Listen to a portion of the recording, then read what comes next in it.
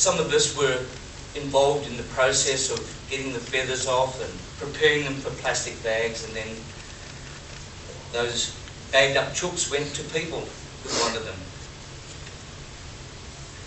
Dad loved his prawning. Don't we all love prawns here? We love prawns. And the Swan River was dragged on many an occasion.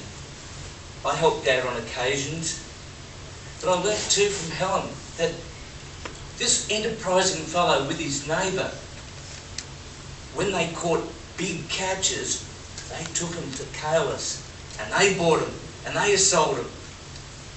But I just remember after those catches some nights, we'd come home, they'd be boiled up late at night, we'd have prawns on buttered bread. Dad loved his Worcestershire sauce, and I'll tell you what, I've done that too.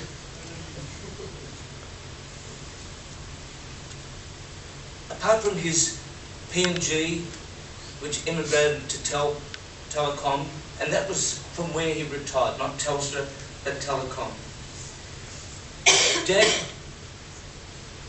had an eye for real estate, and when he moved from Como to Attadale, he did some good moves. I won't go into detail, but he certainly made some good moves in that area. It was only as I was preparing this eulogy, I thought of Dad as a Mr. Fix-It. Not a tradie with qualifications, but he tinkered, and he could use most tools. Dad's first car was a 1938 Vauxhall. I was 11 years old when he bought that car. And you know, I reckon for most of the services, he would have done them to save money. He knew exactly what to do. Family outings. Family outings were a big part of our life, whether it was just our immediate family or even going with the Palmers, who are well represented here today. The beach we favoured, the beach that Mum and Dad favoured, was Port Beach in the summertime.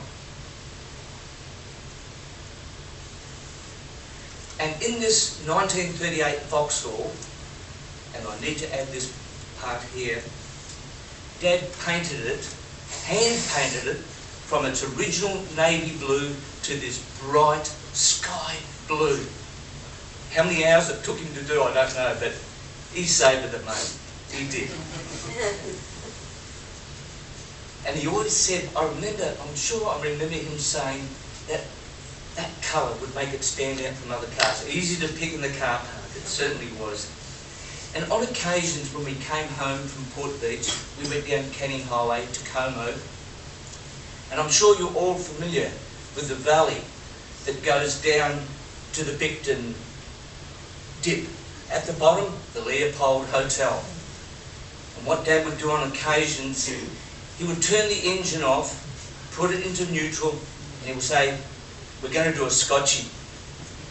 Never heard anyone else say that. We're going to do a Scotchie. I'll tell you what, we couldn't do that today. No way.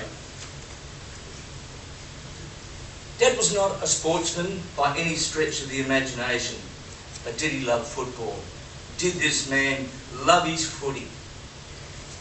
He was a dedicated Swan District supporter from the 60s right through to the 80s and beyond, through their good times and their bad times. And we went to Bassendean Oval and cheered with the rest of them. And I can even hear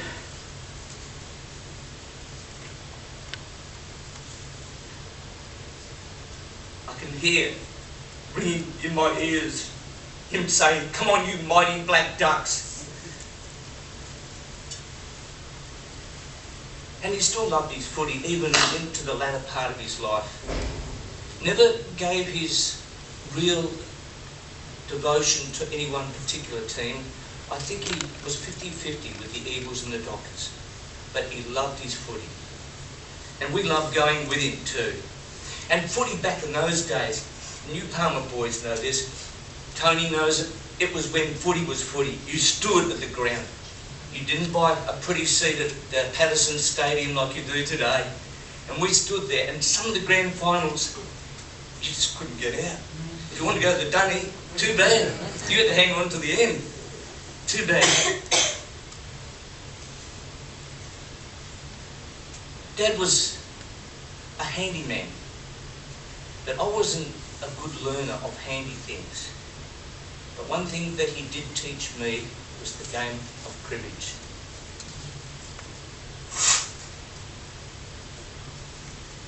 And he did teach it to my brother too, and there's been rivalry ever since, Tony, eh? 15-2, 15-4 and the rest don't score.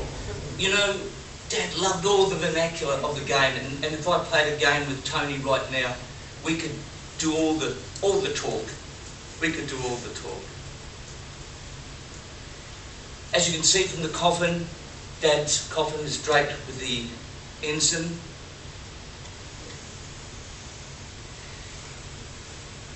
During World War II, he served on a number of ships. The ship that meant the most to him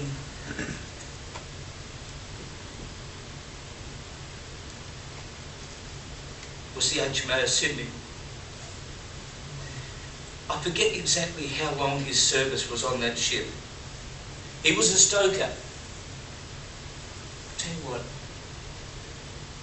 blood, sweat and energy had to be expended in that job because he was shoveling coal into the furnaces of that ship to make it go.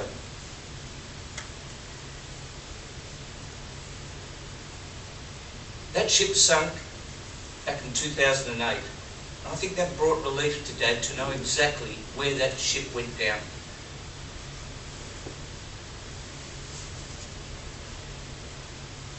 When Beverly and I got married back in 2004, Mum and Dad made the journey to Tom Price to help us celebrate that occasion.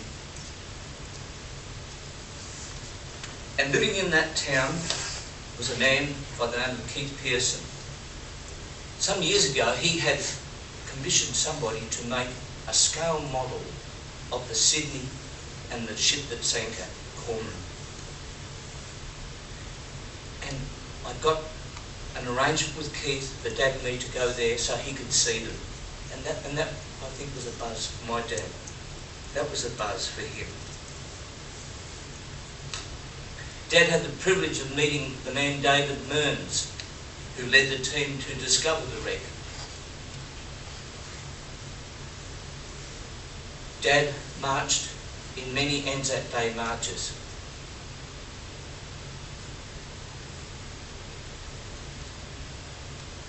I'm proud of my son Mark.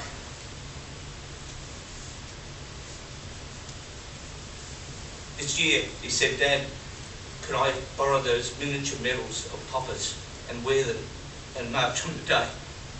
I said, "Sure." I saw him for 2 seconds on TV. Doesn't matter. He represented his grandfather with pride.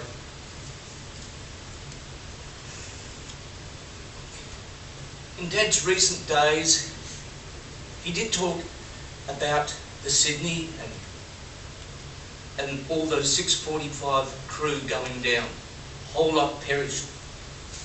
No survived. He said, "My mates went down." But Dad wasn't a man that would have known a lot of those people on the ship. But I'm just wondering, I just wonder within myself if he felt he should have been on that ship too. Because he knew all the hard yards that they were doing to save our country. Dad, I remember, and so did Tony, and so does Helen, Dad being a generous man. Never tight-fisted with his dough. From my 2 marriages, I testify that he was generous to me like nothing else.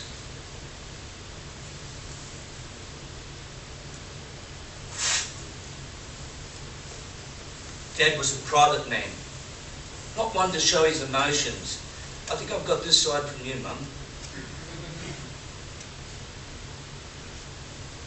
There would have been 4 of us siblings, but one wasn't meant to live.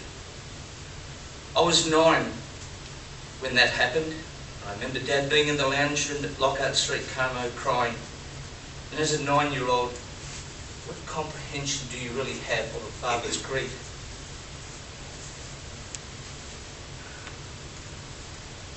Mum, Helen and Tony, I look at your life, I look at my life, and we've got lives of substance. Why? Because the care of a Father who loved us and guided us in his unusual way.